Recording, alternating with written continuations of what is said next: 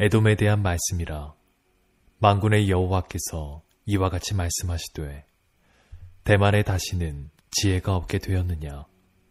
명철한 자에게 책략이 끊어졌느냐? 그들에게 지혜가 없어졌느냐?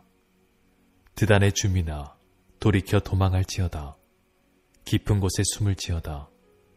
내가 에서의 재난을 그에게 닥치게 하여 그를 벌할 때가 이르게 하리로다. 포도를 거두른 자들이 내게 이르면 약간의 열매도 남기지 아니하겠고 밤에 도둑이 오면 그 욕심이 차기까지 멸하느니라. 그러나 내가 에서의 옷을 숨겨 그 숨은 곳이 드러나게 하였나니 그가 그 몸을 숨길 수 없을 것이라. 그 자손과 형제와 이웃이 멸망하였은즉 그가 없어졌느니라. 내 고아들을 버려도 내가 그들을 살리리라. 내 과부들은 나를 의지할 것이니라. 여호와께서 이와 같이 말씀하시니라. 보라, 술잔을 마시는 습관이 없는 자도 반드시 마시겠거든. 내가 형벌을 온전히 면하겠느냐? 면하지 못하리니 너는 반드시 마시리라. 여호와의 말씀이니라.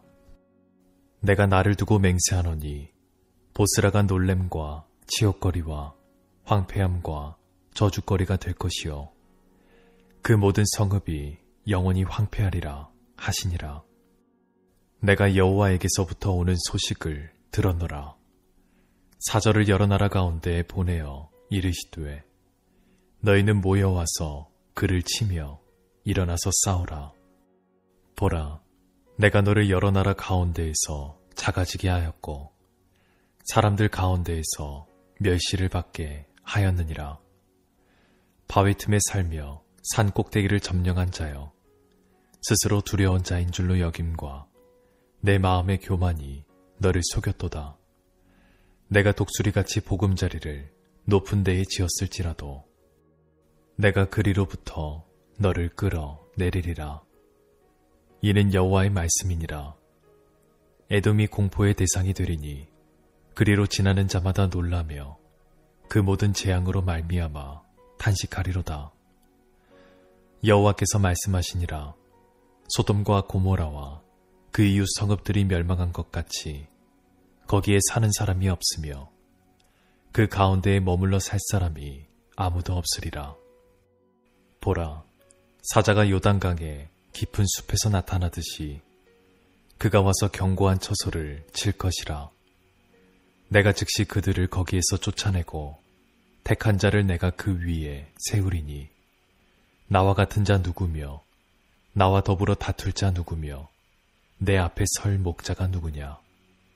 그런즉 에돔에 대한 여호와의 의도와 대만 주민에 대하여 결심하신 여호와의 계획을 들으라. 양떼의 어린 것들을 그들이 반드시 끌고 다니며 괴롭히고 그 처소로 황폐하게 하지 않으랴. 그들이 넘어지는 소리에 땅이 진동하며 그가 부르짖는 소리는 홍해에 들리리라. 보라, 원수가 독수리같이 날아와서 그의 날개를 보스라 위에 펴는 그 날에 에돔 용사의 마음이 진통하는 여인같이 되리라 하시니라.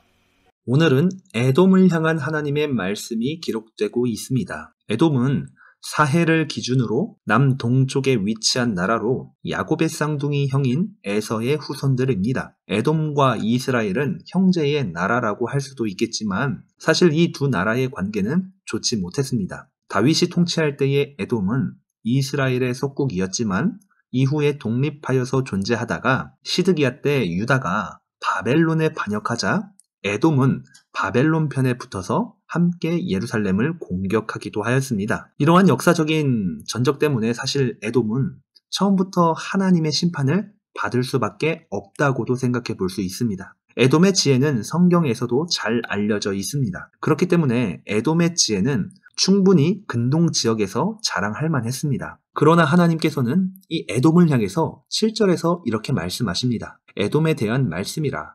만군의 여호와께서 이와 같이 말씀하시되 대만에 다시는 지혜가 없게 되었느냐? 명철한 자에게 책략이 끊어졌느냐? 그들의 지혜가 없어졌느냐라고 말이죠. 에돔을 향한 하나님의 심판의 때가 되면 바로 그들이 가지고 있던, 그들이 자랑하고 있던 지혜는 없어지게 될 것입니다. 만일 에돔이 의지하던 지혜가 능력이 있었다면 그들은 다가올 심판과 재앙을 이겨낼 것이었지만 그럴 수 없음을 하나님은 선포하시고 있습니다. 그래서 심판의 날에 그들은 도망가고 숨으라고 경고하신 것이죠. 본문에서는 이 에돔에 임할 심판의 규모를 비유적으로 표현하고 있습니다. 첫 번째 비유는 포도를 거두는 자의 비유인데, 율법에 따르면 포도를 수확하는 사람들은 모든 열매를 남김없이 따지 않고 가난한 자들을 위해서도 열매를 남겨두어야만 했습니다. 그러나 하나님께서 이 에돔을 치실 때에는 단 한 송이의 포도도 남김없이 치시게 될 것입니다. 두 번째 비유는 도둑의 비유인데, 밤중에 집에 도둑이 들면 필요한 만큼 훔쳐가는 것이 아니라 모조리 싹 다 훔쳐가는 것처럼 하나님은 에돔을 치실 것입니다. 말 그대로 하나님께서는 무자비하게 에돔을 심판하시게 될 것입니다. 그렇게 하나님의 심판을 피할 수 없는 에돔은 이후에 주변 나라들의 조롱거리로 전락하게 될 것입니다. 마치 과거 소돔과 고모라가 완전히 멸망한 것과 같이 에돔도 같은 운명에 처하게 될 것입니다. 또한 진통하는 여인과 같이 말할 수 없는 고통이 에돔을 덮치게 될 것인데, 바로 그날의 에돔에는 조금의 희망도 없이 사라지게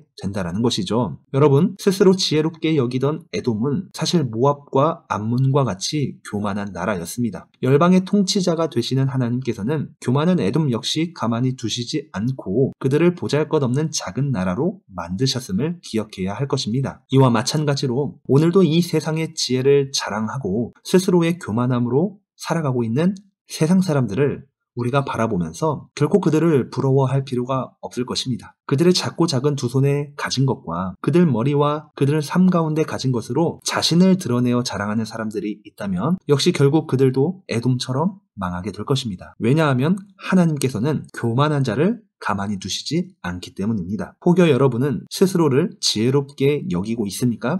만일 그렇다면 그 지혜를 가지고 더욱더 하나님을 바라보고 신뢰하기를 바랍니다. 지혜를 버리는 것이 아니라 하나님을 사랑하고 하나님을 신뢰하는 지혜로 나아가자라는 것이죠. 우리를 자랑할 것이 아니라 바로 복음과 진리를 자랑하고 하나님을 높여드리기를 간절히 소망합니다. 기억하시면서 오늘도 주님만 높여드리는 복된 하루가 되기를 간절히 소망합니다.